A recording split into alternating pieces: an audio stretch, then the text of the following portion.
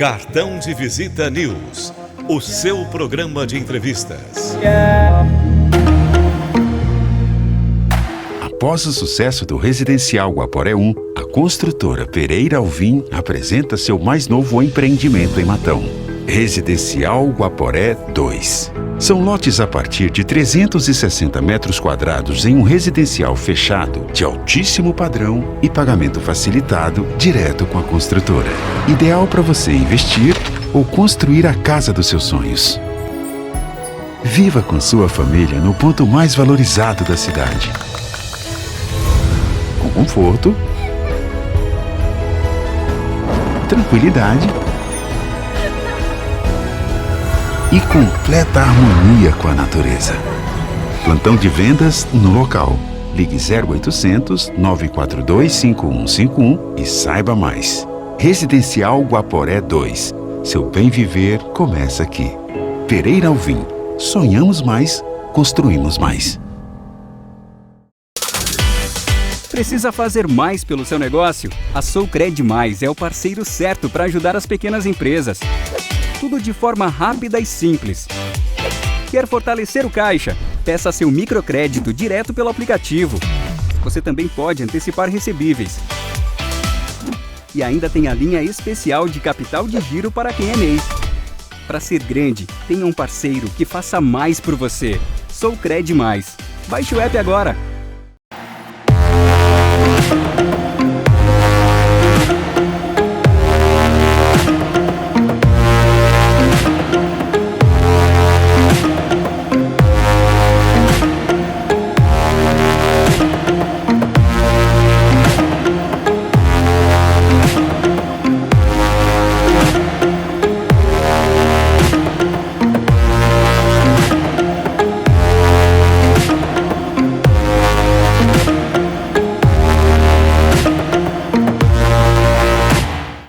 Cartão de Visita News, o seu programa de entrevistas.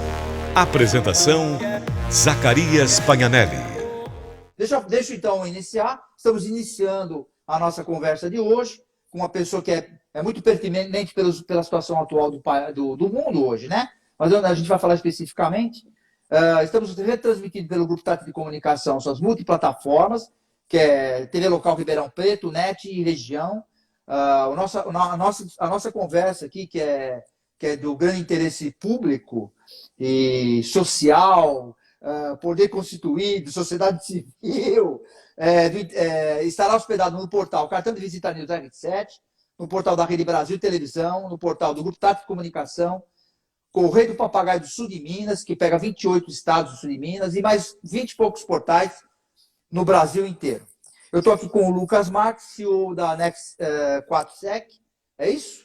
Que é uma empresa que é especialista em segurança cibernética. Bom, dá para notar que o Lucas tem uma cara de garoto, mas a gente diz que os garotos na internet hoje são os aviões, né?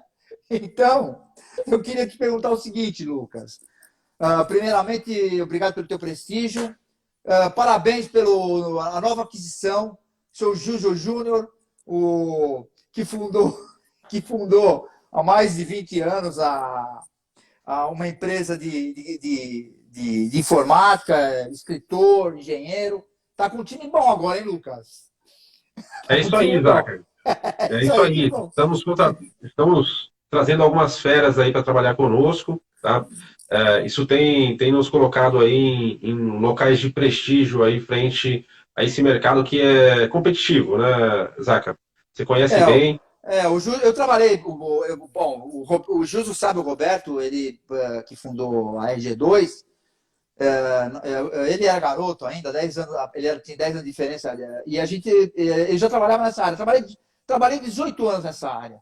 E eu, Lucas, por incrível que pareça, isso é uma coisa que é bem pertinente também, eu falava na época e meus amigos me recriminavam, eram analistas, eu passei por todas essas funções. E eu falava que era uma área de comunicação, eles falavam que não era, porque o computador, ele era naquela época, ele era engessado, né? Tinha a questão do mainframe, de uma máquina pequena e depois conversar com a outra, mas não tinha essa questão da internet, de você falar com o mundo, né? Você adquiria e processava os dados e enviava, e é bem diferente. Eu já falava que naquela época era uma área de comunicação. Hoje, até com a questão da pandemia, ficou pior ou melhor ainda, né? Que até o Tribunal de Justiça, que é a nossa praia aqui, é o nosso editorial, muito mais, 90% do nosso editorial, eles tiveram que aprender a lidar com o sistema. E eu queria, Marcos, Concordo Lucas, plenamente. por que eu preciso de um cibersegurança? Vamos lá, eu vou aproveitar algumas perguntas aqui, mas depois, durante, eu queria que a gente vai desenvolvendo. Bacana. Basicamente, hoje, Zaca, qual que é o grande, acho que o momento que nós estamos vivendo, né? As empresas, principalmente aquelas empresas que já vêm de algum tempo de mercado, elas vêm se profissionalizando, vêm trazendo ali reforços para todos os seus departamentos, áreas jurídicas, áreas fiscais, áreas de tecnologia. E agora, por sua vez, nós temos mais um componente importante para essa equação, né? Que é a área de cibersegurança. Tá? Cibersegurança não é mais um mote, não é um jargão, é uma realidade. Ou as empresas começam a entender mais sobre a questão, ou, infelizmente, existem aí hoje uma série de possíveis ameaças que pode seguramente tirar uma empresa do jogo. Tá? Então, quando eu falo tirar do jogo, é tirar dos negócios. Hoje, mais cedo, eu estava em uma reunião com um cliente e ele tem uma característica bastante forte na área de serviços e ele comentava, ele falou, Lucas, a nossa reputação é o que nos mantém no mercado. E ele até me contou um case de um concorrente que era um prestador de serviço para uma grande seguradora, sem citar nomes, e esse prestador de serviço acabou, por um descuido, permitindo que essa empresa sofresse um ataque, e ele quebrou, porque ele tinha mais de 30 funcionários alocados no cliente, e esse tipo de cenário ele não tem perdão, né? O cliente não perdoa, o cliente não quer sofrer as penalidades de perder cliente, perder receita, que são oriundas hoje de ataques cibernéticos. Então, entenda você empresário, entenda você administrador de empresa, e já está, cada dia mais, eu estou conversando com administradores, com os CEOs, eles estão cada dia mais, CFOs, entendendo da importância do papel da cibersegurança, porque é um papel de negócio, é continuidade de negócio, é manter a receita, é entender os riscos que estão no mercado, rodeando as corporações da nossa atualidade, né, Zaca? Acontece que toda empresa hoje, mesmo sendo uma microempresa, todos hoje dependem de sistema, né? Até para emitir notas fiscais, o mínimo necessário, né? Depende. Agora, quando você trava isso, você acaba comprometendo todo o negócio, o dia da pessoa para resolver. Agora, o que está acontecendo hoje, por exemplo, que aconteceu agora atualmente, eles pegaram todo um sistema de um canal de televisão, entendeu? E agora pegaram gravações de programa, pegaram produção, pegaram um monte de coisa e ainda, não só eles, como outras empresas, estão pedindo, eles pedem resgate. Como que funciona isso? É óbvio que eles envolvem a grande, eu acho que é muita audácia pro meu gosto, né? Você se meter com um programa de televisão, que inclusive existe o jornalismo, que é lei, né? E eles são mais investigativos do que você possa imaginar. Mas, de qualquer maneira, qual é o procedimento de você tentar recuperar essas informações que são, e outra, de alto nível, e outra, o maior detalhe de tudo isso, o sigilo, que tem muita coisa que é sigilosa e que não pode vazar de maneira nenhuma, que pode comprometer a empresa, inclusive. Concordo, e é muito importante que você acabou de comentar, Zaca, porque nós só nos damos conta do tamanho do impacto quando atinge uma grande empresa, nesse caso um canal de televisão que acaba trazendo isso à tona de uma maneira mais evidente. Apesar que nos últimos anos aí tem sido veiculado com uma certa frequência esses grandes incidentes. Mas, de fato, hoje, essa é a maior tendência, Zaca. Este tipo de ataque, onde existem sequestros de dados e existem o que nós chamamos de exfiltração dos dados antes até mesmo de acontecer o sequestro. Por quê? Essa modalidade de crime, ela começou com o sequestro, mas ela evoluiu para um roubo dos dados seguido de sequestro. Por quê? Muitas das empresas não pagavam os resgates e não pagam, e não é recomendável ou recomendado pagar o resgate, porque não há nenhuma garantia de que você vai reaver os seus dados. E isso já é comprovado. Tá? Mas quando nós olhamos para um cenário onde isso está tomando um volume muito grande no mercado, todos os dias, empresas, donos de empresas, administradores, nos ligam com o mesmo cenário, Zeca. E o trabalho, uma vez que você sofreu um incidente desse, ele acaba sendo extremamente custoso. Tá?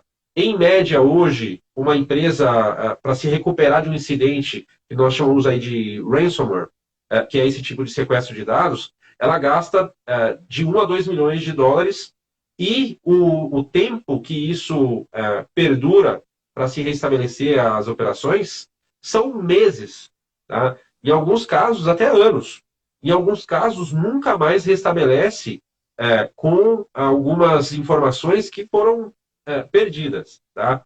E até interessante, esse nosso cenário, hoje, recentemente, teve um incidente bem emblemático que aconteceu aqui nos Estados Unidos, mesmo na região de Illinois, onde uma grande empresa, no segmento de contas a receber, com mais de 600 funcionários, que fazia toda a parte de recebíveis para terceiros, ela foi afetada por um ataque desse. Ela negociou com seus clientes para retornar em 1 semana, não conseguiu. Negociou novamente para retornar em 1 mês, não conseguiu. E no final das contas, o prejuízo à imagem dela havia sido tão grande que ela decidiu por sair do mercado. Então, note que a questão desse incidente, ela pode significar realmente a não continuidade do negócio. Tá? É algo extremamente crítico. E aí, olhando para o nosso lado de mercado, né?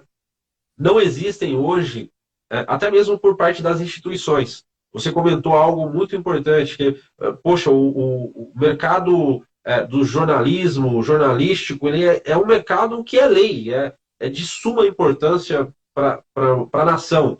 E nós olhamos para um cenário, principalmente quando se trata de ataques cibernéticos, que a lei ela não se aplica. Existe uma restrição muito grande do ponto de vista de conseguir aplicar. Não existe legislação para ataque cibernético. Eu quero começar a falar sobre isso, mas continua aí. Perfeito. A questão da jurisdição é outro problema, porque o atacante ele não está na jurisdição do país que muitas das vezes está sofrendo o ataque. E aí nós temos um outro problema maior ainda, que é a questão do aparato das nossas competências nacionais para rebater, ou para investigar, ou para até tentar punir ou inibir alguns grupos criminosos, que ela é nula, quase zero. E nós temos um cenário aí exponencial, tá, Zaca? Isso vem crescendo realmente bastante, e já deu para ver que não é algo simples, né?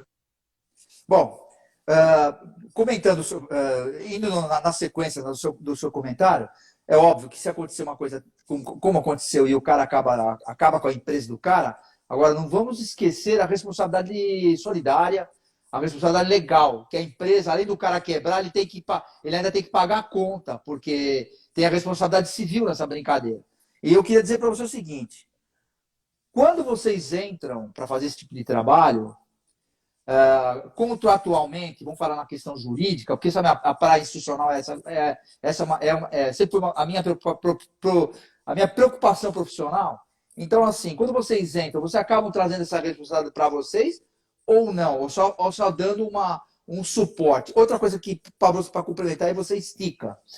Quando vocês entram para tentar resolver algum problema que já aconteceu ou para evitar que esse problema aconteça, e acontece de uma forma ou de outra, voltando, vocês têm elementos para sustentação jurídica, documentos que podem levar quem foi o responsável para eximir um pouco a responsabilidade da empresa, porque, por mais que exista o sistema, que hoje a internet é uma coisa mundial, que você às vezes não tem que eu acredito que às vezes você não tem controle. Tem coisas que não dá para ter controle. Eu não acredito que tenha controle. Algumas coisas não dá para controlar. Eu acho que as coisas vão acontecendo e o pessoal vai se aperfeiçoando. Qual que é a responsabilidade legal sobre isso? Entendeu? Tanto da parte da tua empresa, que entra para dar suporte, e tanto do cara que presta serviço para uma outra empresa e ele é atacado. Como é que se resolve isso? Você falou, não tem jurisdição. Realmente, o cara vem dos Estados Unidos, como é que você vai processar o cara, vai prender o cara? Mas e a responsabilidade entre uma empresa e outra? Como é que fica isso? O que você já viu, né? Na realidade, que não é recente, mas está acontecendo muito hoje.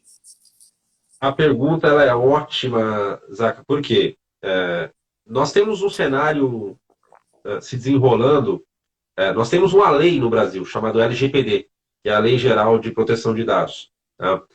E eu vou colocar ela no contexto porque eu acho que ela tem uma participação. Tá?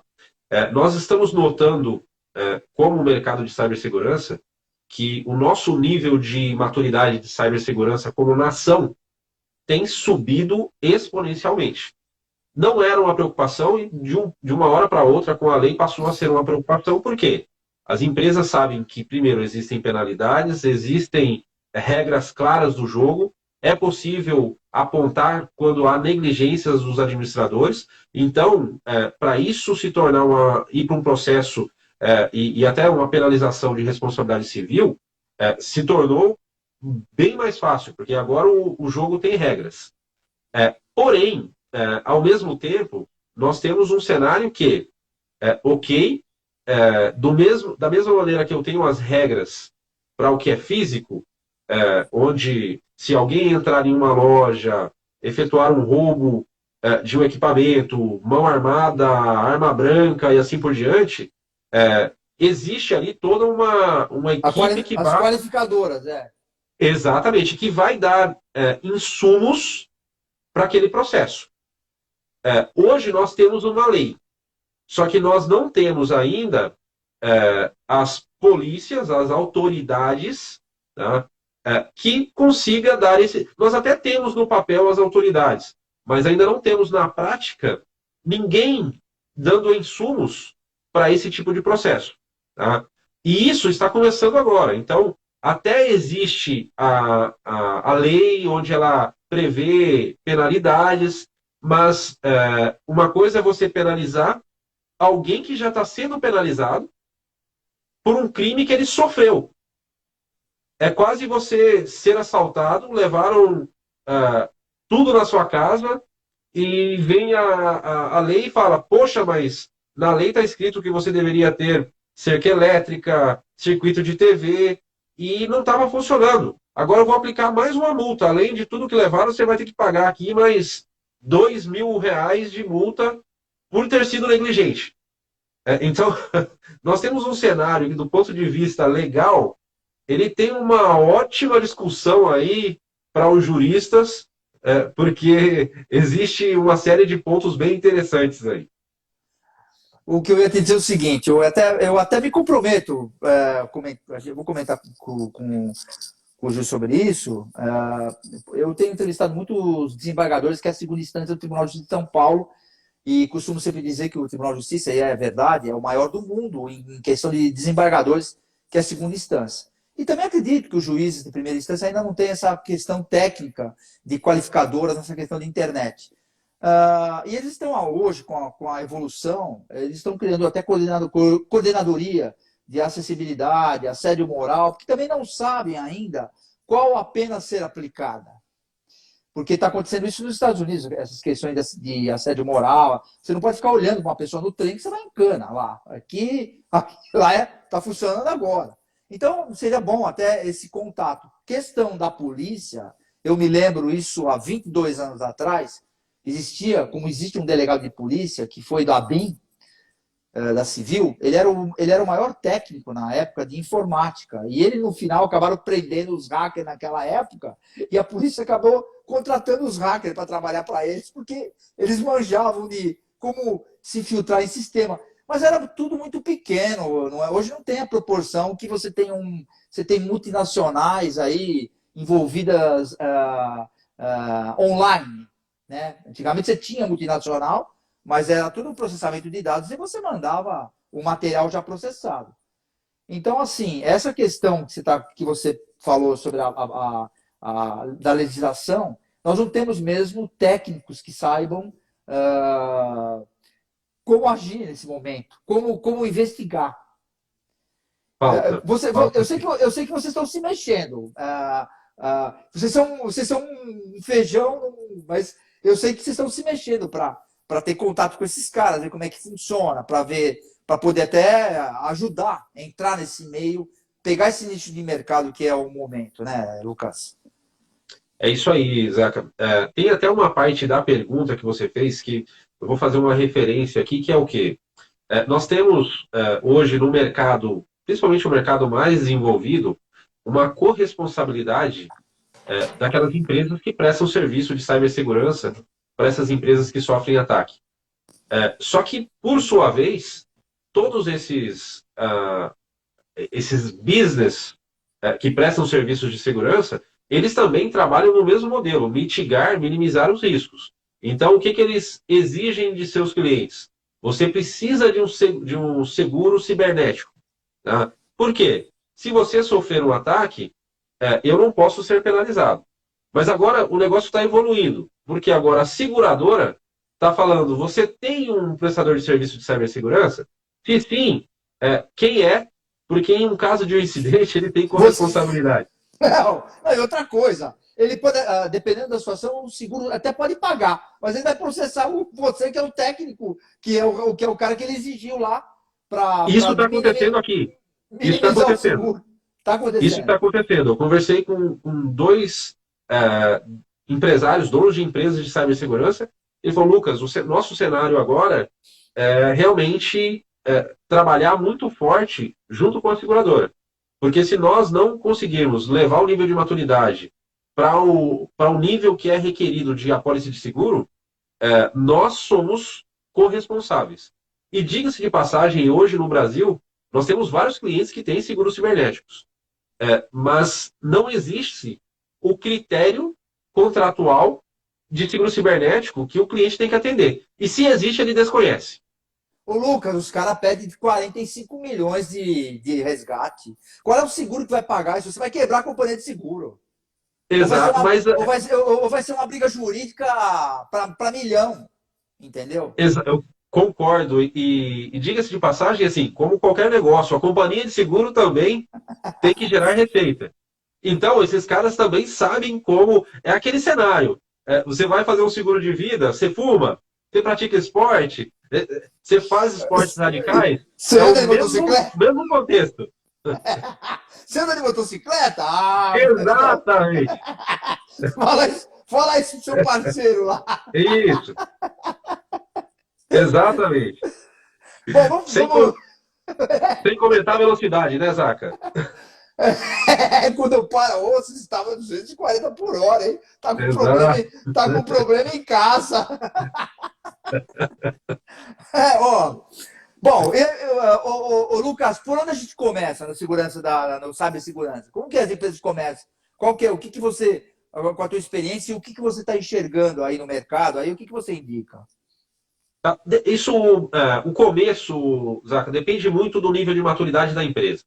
Existe aquela empresa que ela já tem um programa de cibersegurança bem definido, ela já sabe quais são as prioridades, e ela já tem algumas pessoas que têm a educação da cibersegurança dentro de casa.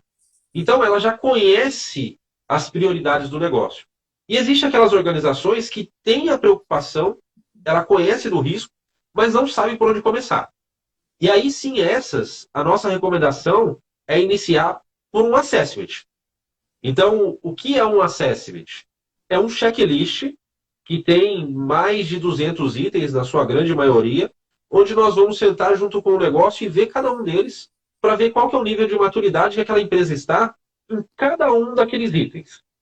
Uma vez que isso é definido, nós passamos por um trabalho de definir prioridades do negócio. Por quê? Cada tipo de negócio tem uma prioridade diferente. Se eu, eventualmente, processo muitos dados dos meus clientes, pessoa física, eu posso ter, por exemplo, uma penalidade da LGPD. Então, eu tenho que priorizar o tratamento daquelas informações. Vou dar exemplo. Escritórios de contabilidade, escritórios de advocacia, escritórios médicos hospitalares. Eles tratam muitas informações relacionadas à parte de dados pessoais, que é um dos itens da lei.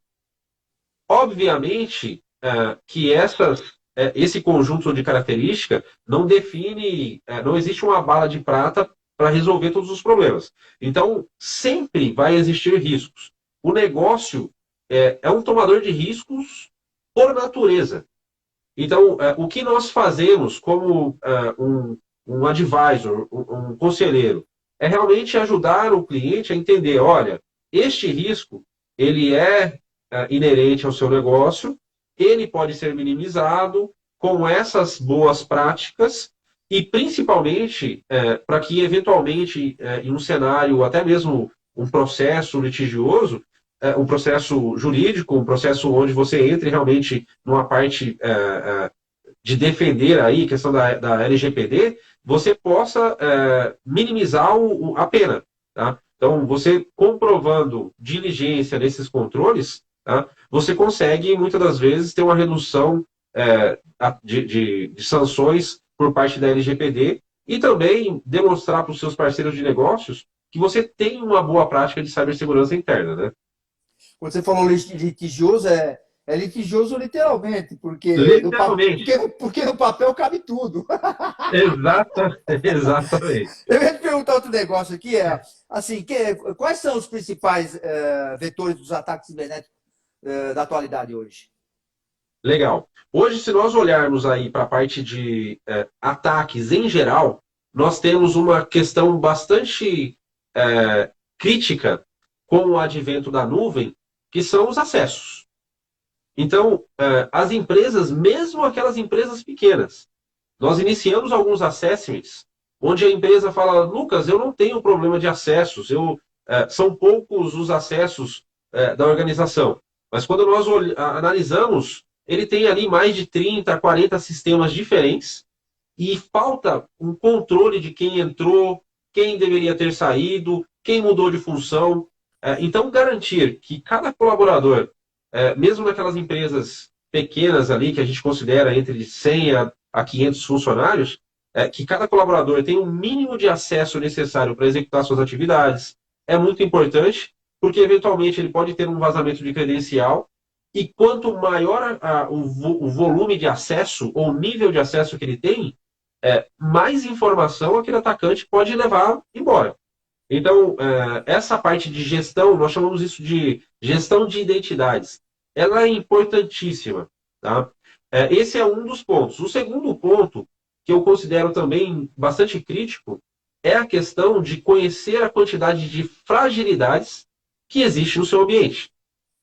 Hoje, todos os meses, os fabricantes de software, eles estão liberando uma série de correções. Essas correções, elas são portas de entradas para atacantes. Então, o atacante, ele pode entrar através de um e-mail, que quando tem uma fragilidade na plataforma de e-mail, por exemplo, ele pode ganhar acesso no sistema, ele pode comprometer toda a empresa. Então, existe uma luta e uma briga do gato e do rato, que é o quê? Como manter o meu ambiente o mais próximo do estado da arte do que se diz respeito à atualização. Essa é uma prática muito importante. E ela tem duas boas práticas alinhadas a ela, que é a gestão de patches, né, que é a atualização de todos os sistemas, e a gestão de vulnerabilidades. Quantas vulnerabilidades eu tenho? Por si só, isso, Zaca, é um grande problema, porque a quantidade de vulnerabilidade ela é muito grande.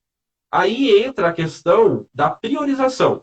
Poxa, se eu sei que o meu time não consegue dar conta de tudo, por que eu não vou listar aqueles ativos, que são ativos críticos, e que se eventualmente aquele ativo for comprometido, eu posso ter um prejuízo muito grande. Então, essa priorização, ela é extremamente importante. Você começa pelo que é prioridade. Você não começa simplesmente olhando tudo. Você define as prioridades e fala, olha, quando sair a atualização do Windows, esses servidores que estão entregando o serviço para os meus clientes serão os primeiros. Aí depois dos servidores vem os firewalls e assim por diante. Porque se você não tem essa priorização, você acaba perdendo ali a linha do jogo, a regra do jogo.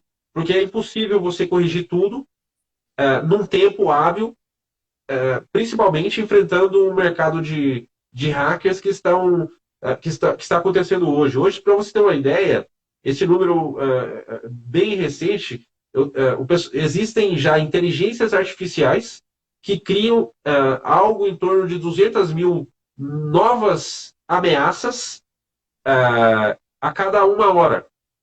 E isso está explorando a nível de mercado como um todo. E agora essas ameaças, elas não são mais ameaças fixas. Elas são ameaças que elas duram ali 1, 2 dias e elas deixam de existir e nascem outras milhões por dia. Então, nós estamos lidando realmente com um cenário aí que ele é bem diferente do que nós tínhamos ano passado recente. A Next 4, por exemplo, que é a empresa de vocês e é a tua especialidade aí também, ela tem a todo momento ela está se especializando. Por que pergunto isso? Quando você vai, a gente já comentou lá atrás, né? Mas eu queria retomar esse assunto. Quando o cara está te contratando com essas questões de achar o ponto crítico dele lá, ele chega a comentar, pô, mas tá bom, e qual é a sua, você vai me orientar, eu vou ter que fazer, e qual que é a parte, qual que é a sua responsabilidade nessa história? Fantástico. Hoje nós temos um programa de capacitação interna extremamente robusto. Tudo começa pelo conhecimento, Isaac. Então hoje nós temos dentro do time profissionais com certificações. Como preparar o time para as empresas, tá lá, vamos lá. Excelente. Hoje nós temos dentro do time profissionais aí com os mais altos níveis de qualificação a nível global de cibersegurança. O conhecimento ele é a base de qualquer programa. Então, hoje, um dos nossos principais serviços, Zaca, é levar essa inteligência para o nosso cliente. Então, nós temos alguns clientes que nós trabalhamos só a camada de educação do time que lida com cibersegurança, com reuniões semanais, com transferência de inteligência, mostrar toda a parte de ferramental, processos e quais conhecimentos as pessoas têm que ter para lidar com esses ferramentais e processos. Tem muita empresa ainda que acredita que comprou uma ferramenta, está tudo certo. Não está. A ferramenta, ela é uma parte, ela é 1/3 da equação. Se você não tem processo bem definido e não tem profissional capacitado, ele vai utilizar aquilo de maneira incorreta e não vai obter o resultado que ele deveria ter. Até uma analogia de um vídeo que eu vi mais cedo hoje.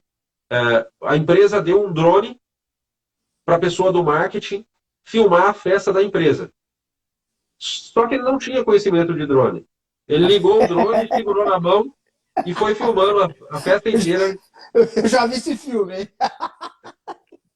E aí? Veja como o conhecimento é importante. A ferramenta estava lá.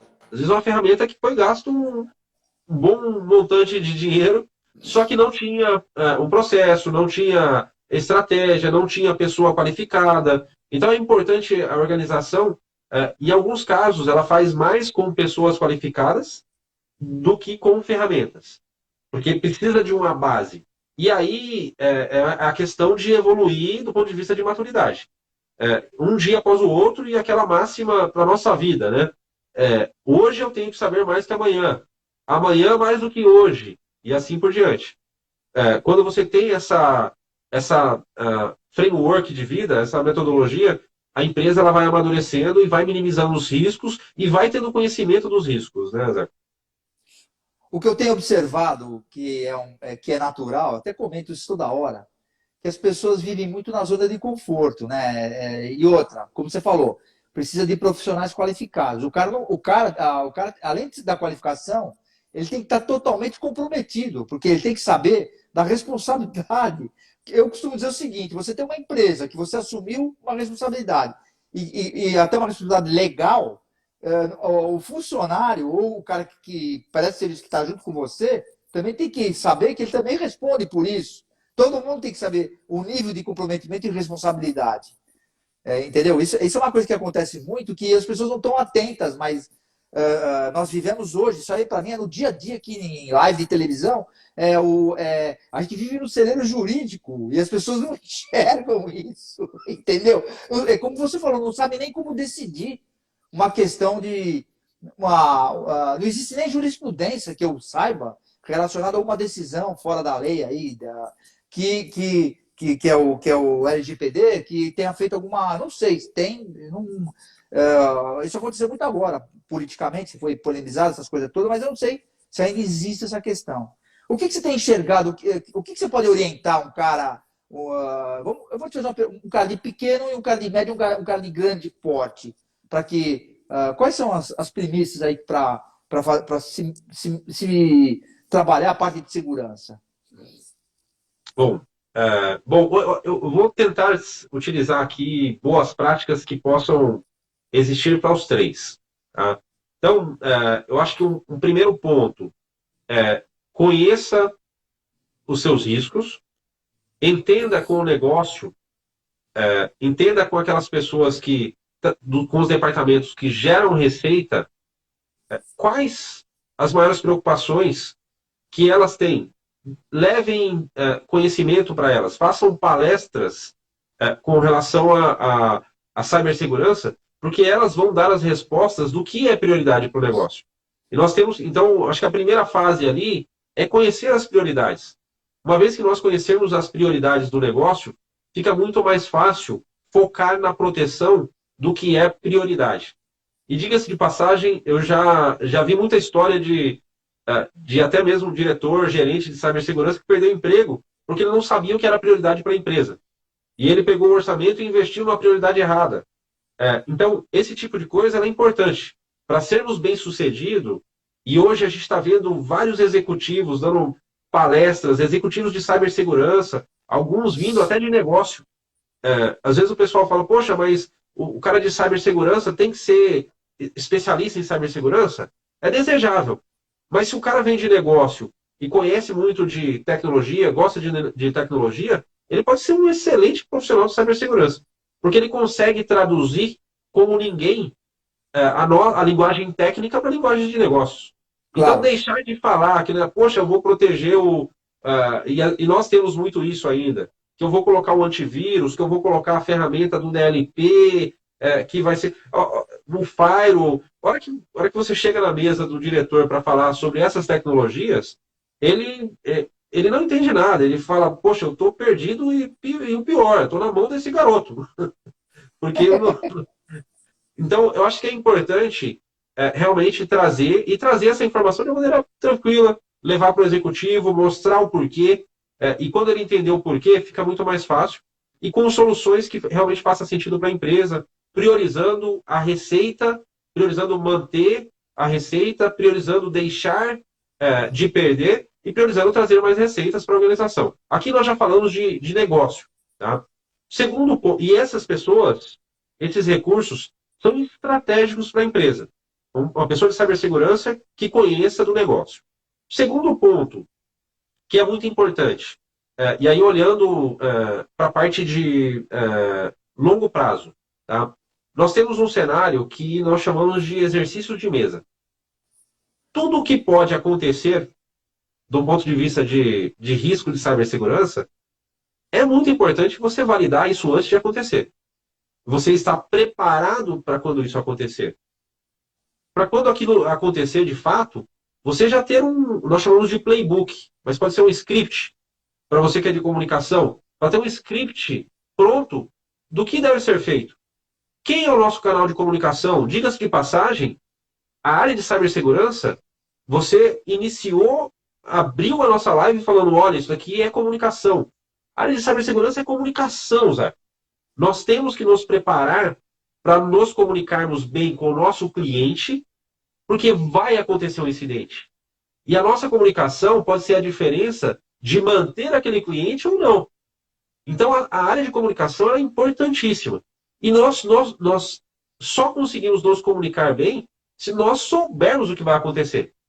E nós só vamos ter visibilidade do que vai acontecer se nós tivermos a boa prática de praticar com uma certa frequência todos os possíveis piores cenários. O cenário onde teve um incidente de ransomware que criptografou tudo, quanto tempo vai levar para voltar o backup, quanto tempo vai perder de informação, aquele tempo de perda de informação é aceitável, todo o negócio está de acordo, o tempo de restaurar, que vai levar de repente, sei lá, uma semana para voltar aquela TV que foi criptografada, voltar o backup, está aceitável? O backup, ele está testado, porque tem muita empresa que tem backup e nunca testou. O dia que ele vai testar, o backup não funciona. O backup, Isaac, ele tem algumas características, quando a gente olha para uma empresa, que ele é importantíssimo. O backup, ele por si só, ele tem uma questão legal, jurídica, muito importante. Você está pegando tudo o que existe na empresa e colocando dentro de um local centralizado. E se alguém leva aquele local embora? Aquilo ali já leva a empresa. Exato. E se alguém tem acesso àquilo dali? Como você tem tem também. Exato. Então, tem. Exato. Então, existem outras preocupações ali que permeiam a parte da proteção dos dados e testar tudo isso, garantir de quem tem acesso realmente deva ter, quem vai fazer o processo de restaurar, tem conhecimento, o próprio CEO da empresa, vou dar um exemplo da rede de TV, quem que fez a comunicação para o mercado? De repente, a estratégia, o script de comunicação olha, você vai sentar e vai esperar o retorno do nosso time. O tempo de restauração que nós assinamos, nós acordamos, é de 4 horas. Então, você vai passar uma mensagem objetiva, clara, de que maneira? Senhores clientes, nós sofremos um incidente de segurança, algo que nos dias atuais é normal para qualquer instituição. Nosso time é um time extremamente capacitado, bem preparado, estamos preparados para esse tipo de incidente. O tempo de restauração, para nós restabelecermos tudo, vai de 12 a 24 horas, de acordo com o nosso plano de negócio. Todos os nossos departamentos, inclusive as autoridades, já foram informados e dentro de 24 horas passaremos maiores informações. Exatamente como a gente tem em alguns cenários críticos, onde tem a cobertura jornalística e assim por diante. Então, esse é um mercado, Zaca, que a comunicação ela é muito importante. Porque se um cliente recebe essa comunicação, ele, com certeza, e talvez se ele receba até antes de sair a público, com certeza ele vai pensar 2 vezes. Poxa, esse fornecedor, ele é um fornecedor que tem critério, tem respeito, tem diligência, está preparado, porque grande parte dos fornecedores não estão ainda. Tá? Então, basicamente, eu acho que são essas 2 grandes frentes aí que eu recomendo para os executivos e para todos que estão buscando a maturidade e tenham isso como uma prioridade aí dentro dos seus planos. A maioria das empresas, inclusive do poder constituído, que tem muito contato, eles têm os prestadores que são convocados, inclusive, talvez em licitação e tal, e fazem esse tipo de trabalho. Quando eles começam a fazer, eu falo até inclusive do judiciário, porque os caras hoje julgam tudo via internet. Imagina se falta uma folha dentro de um processo, um exemplo. Quando vocês vão fazer esse tipo de trabalho de segurança, e que já tem um terceiro fazendo, existe alguma questão de vaidade nisso? Ou não? Ou eles falam, que bom que entrou, nós estamos prestando serviço, mas entrou uma empresa que vai nos dar suporte de segurança, de manter o negócio vivo aqui, para não ter problema. Acontece muito isso ou vocês têm dificuldade? Quando vão negociar e tem um terceiro já fazendo um trabalho com toda a estrutura da empresa na parte de informática, de internet e tal? Nós temos os dois cenários. Nós temos um cenário onde é o colaborador interno, nós temos um cenário onde é o terceiro, e nós temos sentido que, no começo, Zaca, havia uma resistência muito maior. Por quê?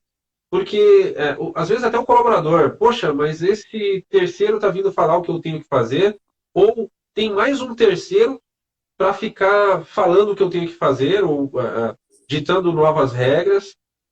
Mas, ao final, no fringir dos ovos, o pessoal tem se dado conta que ter alguém que tenha o chapéu de cibersegurança e que está servindo como respaldo para ele é maior segurança, é mais segurança para ele.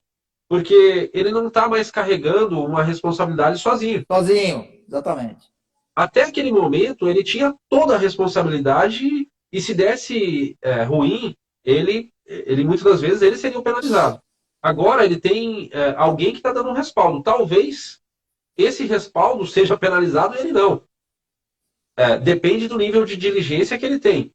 Então, depende do nível de maturidade do parceiro. Se é um parceiro que entende isso bem, ele vai ver com bons olhos.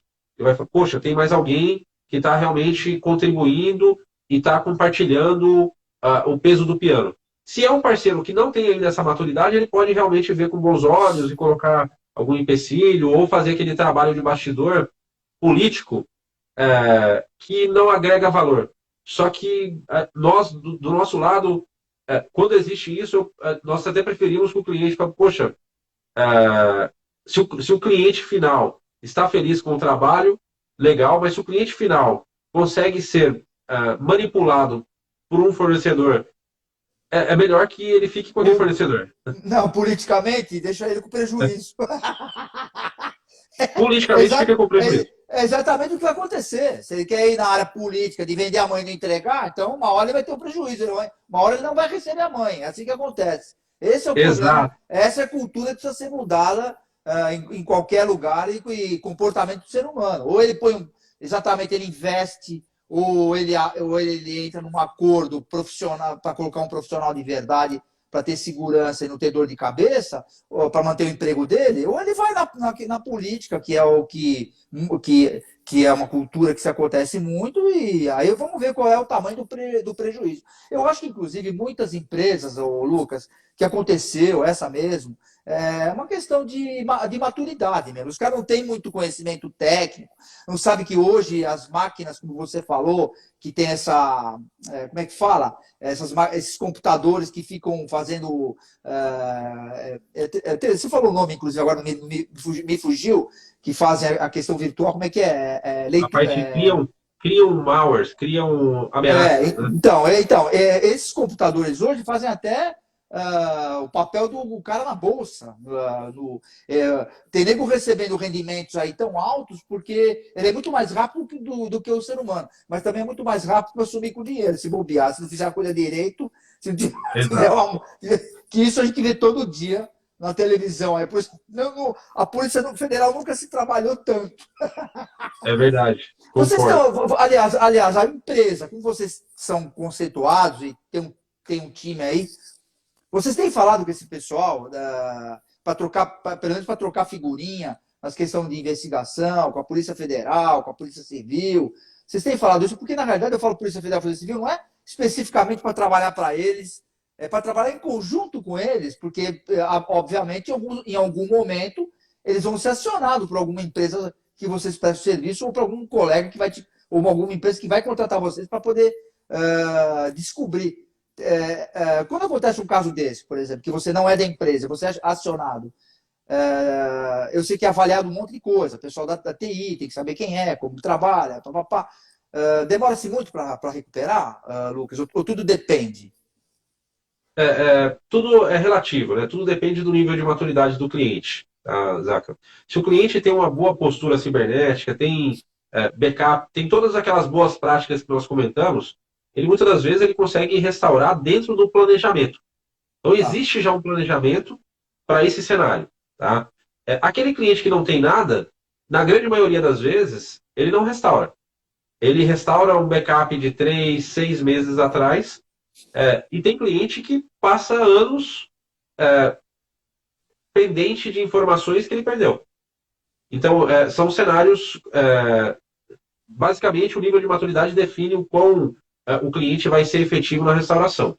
Já com relação aos contatos com as autoridades, nós sempre recomendamos, nós temos um ótimo relacionamento com as autoridades, tá? Inclusive, eu e o Beto, a gente tem visitado bastante aí as delegacias de crime cibernético, conhecemos os delegados, tanto o regional quanto das divisões das delegacias. Por quê? Porque isso facilita muito o processo de abrir todo o processo de um boletim, ajudar o cliente no processo investigatório e tudo mais. Porém, ainda a nossa polícia está preparada para um cenário físico, não para um cenário digital. Então, a tratativa ela ainda é muito física. Então, hoje, quando nós olhamos para o enquadramento, até mesmo quando vai se fazer uma apreensão, você vê que é um enquadramento para um crime de maneira que ele não seja enquadrado no digital. Se for no digital, definitivamente a pessoa não fica presa. Tem até um estudo recente, o Roberto tem esses números atualizados aí. Hoje no mundo, não passa de 200 pessoas que foram realmente condenadas por crimes cibernéticos. 200 no mundo. Porque o mundo inteiro sofre com essa questão de jurisprudência, até mesmo a questão das divisas que acabam acontecendo. A divisa territorial ela acaba mudando totalmente uma legislação, o que impede de ser aplicada a lei, né? Bom, por incrível que pareça, nós temos tanto assunto para discutir, mas olha o tempo.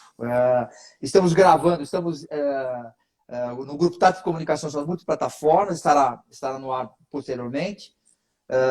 Esse nosso conteúdo estará no cartão de visita News R7, no portal da Rede Brasil Televisão, no grupo Tática de Comunicação, Correio do Papagaio e mais 20 e poucos portais no Brasil.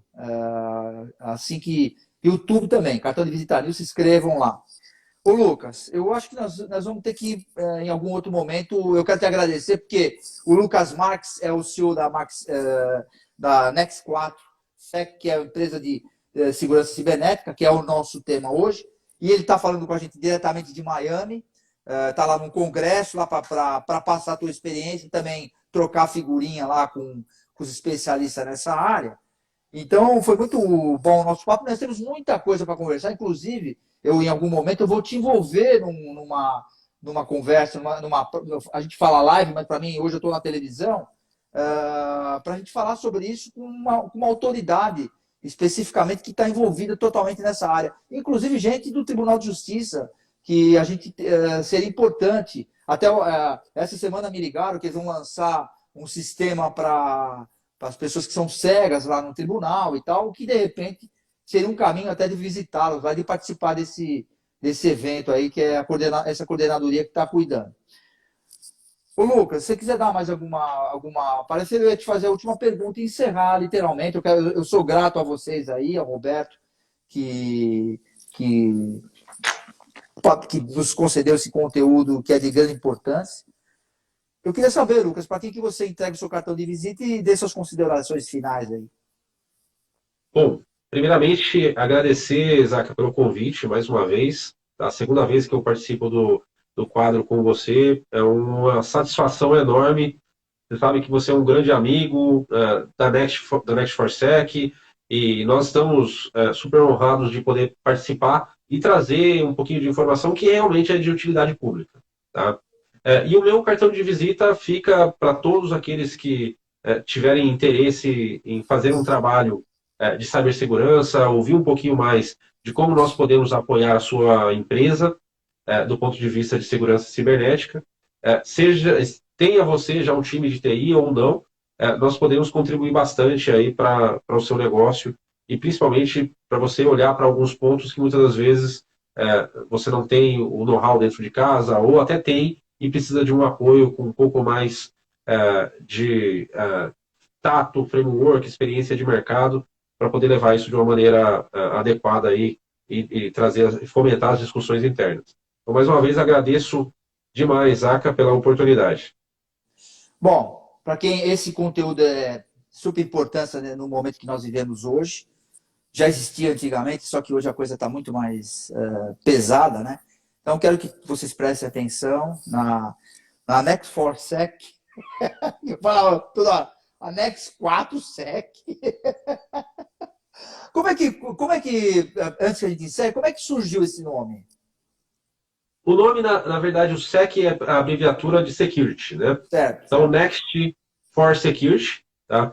É uma tendência, tem várias empresas com o conceito do Next, até mesmo na área de segurança, o 4, e nós acabamos contratando uma agência de marketing, e ela nos trouxe algumas opções, e com o slogan de o futuro da segurança, o futuro para a segurança da informação, tá?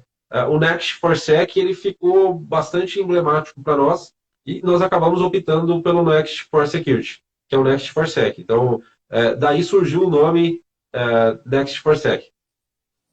Lucas, sou muito grato, muito obrigado aí, tá? Boa sorte no seu trabalho. Vamos ver se a gente pode somar em algum momento. Nós fazemos questão que você fale com o seu financeiro lá, para a gente fazer parte de divulgar esse time aí, viu? Tá? Fantástico, Tá, Zaca. Imagina, obrigado, ele está nos ouvindo, inclusive. Ele já me entendeu.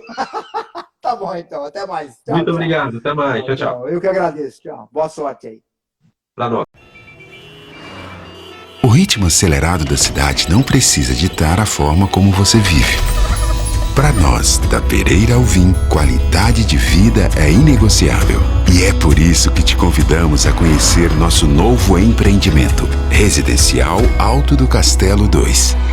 Imagine viver com sua família em um cenário encantador, clima agradável e vista deslumbrante, onde dá para aproveitar bem todos os momentos sem pressa. No alto do castelo, a vida sobra a seu favor. São lotes a partir de 308 metros quadrados para você construir a casa dos seus sonhos em um residencial fechado com espaços de lazer e bem-estar numa das regiões mais valorizadas da cidade. E o pagamento é facilitado, direto com a construtora. Sua nova vida te espera no Residencial Alto do Castelo 2. Pereira Alvim. Sonhamos mais, construímos mais. Precisa fazer mais pelo seu negócio? A Soucred Mais é o parceiro certo para ajudar as pequenas empresas. Tudo de forma rápida e simples. Quer fortalecer o caixa? Peça seu microcrédito direto pelo aplicativo. Você também pode antecipar recebíveis. E ainda tem a linha especial de capital de giro para quem é MEI. Para ser grande, tenha um parceiro que faça mais por você. Soucred Mais. Baixe o app agora.